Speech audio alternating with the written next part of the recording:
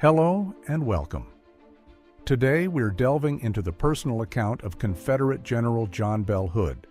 The assault on Little Round Top was a critical turning point in the Battle of Gettysburg, and I thought it would be fascinating to hear his own description of the events that unfolded on July 2, 1863.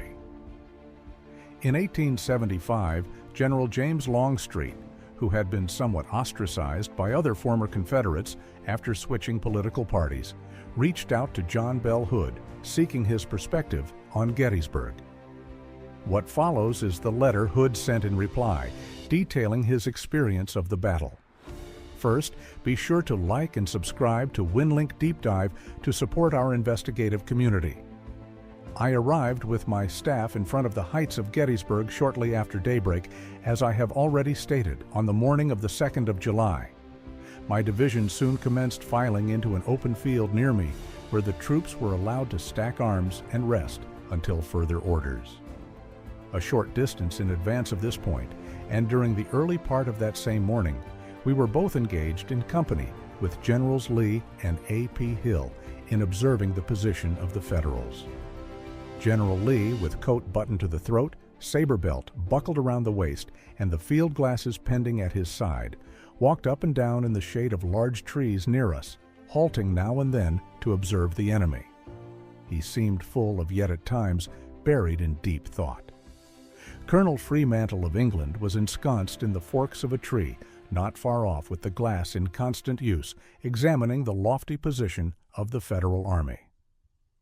General Lee was seemingly anxious you should attack that morning, he remarked to me. The enemy is here, and if we do not whip him, he will whip us. You thought it better to await the arrival of Pickett's division, at that time still in the rear, in order to make the attack. And you said to me subsequently, whilst we were seated together near the trunk of a tree, "The general is a little nervous this morning. He wishes me to attack. I do not wish to do so without Pickett. I never like to go into battle with one boot off." Thus passed the forenoon of that eventful day, when in the afternoon about 3 o'clock it was decided to no longer await Pickett's division, but to proceed to our extreme right and attack up the Emmitsburg road. McLaws moved off and I followed with my division. In a short time, I was ordered to quicken the march of my troops and to pass to the front of McLaws. This moment was accomplished by throwing out an advance force to tear down fences and clear the way. The instructions I received were to place my division across the Emmitsburg road, form line of battle, and attack. Before reaching this road, however, I sent forward some of my picked Texas scouts to ascertain the position of the enemy's extreme left flank.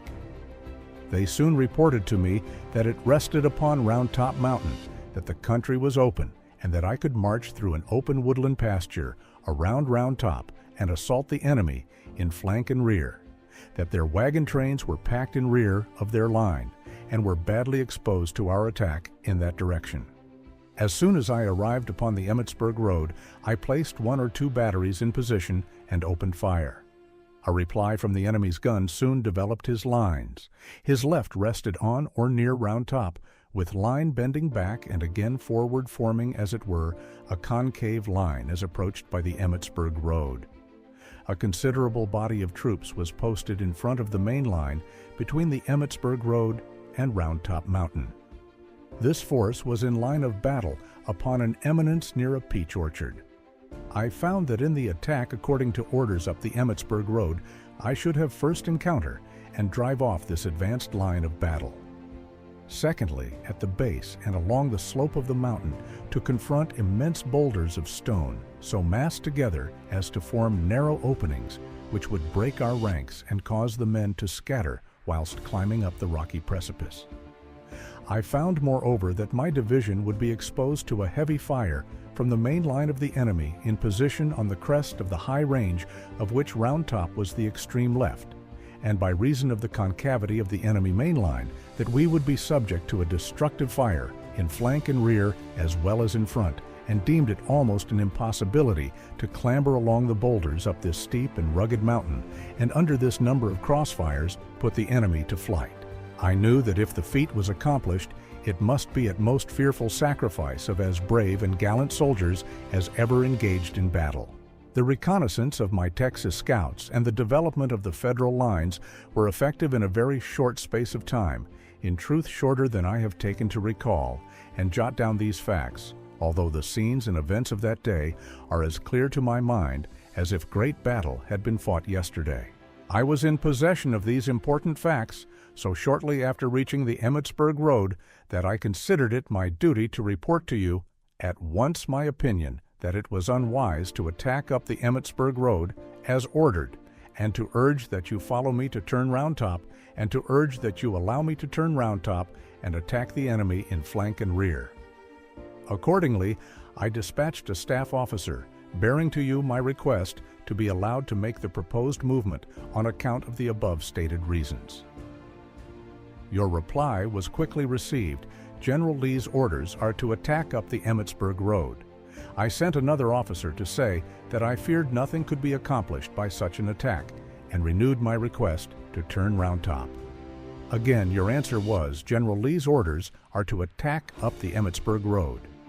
During this interim, I had continued the use of the batteries upon the enemy, and had become more and more convinced that the Federal line extended to Round Top, and that I could not reasonably hope to accomplish much by the attack as ordered. In fact, it seems to me the enemy occupied a position by nature so strong, I may say impregnable, that independently of their flank fire, they could easily repel our attack by merely throwing and rolling rocks down the mountainside as we approached. A third time I dispatched one of my staff officers to explain fully in regards to the situation and suggest that you had better come and look for yourself. I selected in this instance my Adjutant General Colonel Harry Sellers, whom you know to be not only an officer of great courage, but also of marked ability. Colonel Sellers returned with the same message: General Lee's orders are to attack up the Emmitsburg road. Almost simultaneously, Colonel Fairfax of your staff rode up and repeated the above orders. After this urgent protest against entering the Battle of Gettysburg according to instructions, which protest is the first and only one I ever made during my entire military career, I ordered my line to advance and make the assault. As my troops were moving forward, you rode up in person. A brief conversation passed between us, during which I again expressed the fears above mentioned and regret at not being allowed to attack and flank around Round Top. You answered to this effect: we must obey the orders of General Lee. I then rode forward with my line under a heavy fire. In about 20 minutes after reaching Peach Orchard, I was severely wounded in the arm and borne from the field. With this wound terminated my participation in this great battle. As I was borne off on a litter to the rear, I could but experience deep distress of mind and heart at the thought of the inevitable fate of my brave fellow soldiers who formed one of the grandest divisions of that world-renowned army, and I shall ever believe that had I been permitted to turn Round Top Mountain, we would not only have gained that position, but have been able to finally to rout the enemy. I am respectably yours, J.B. Hood. John Bell Hood remains a fascinating and complex figure.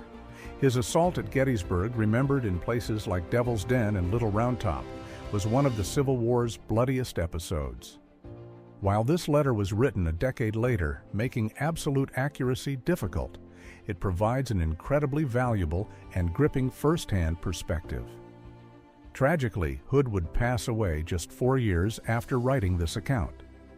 If you found this deep dive into history intriguing, please subscribe to the channel for more content like this.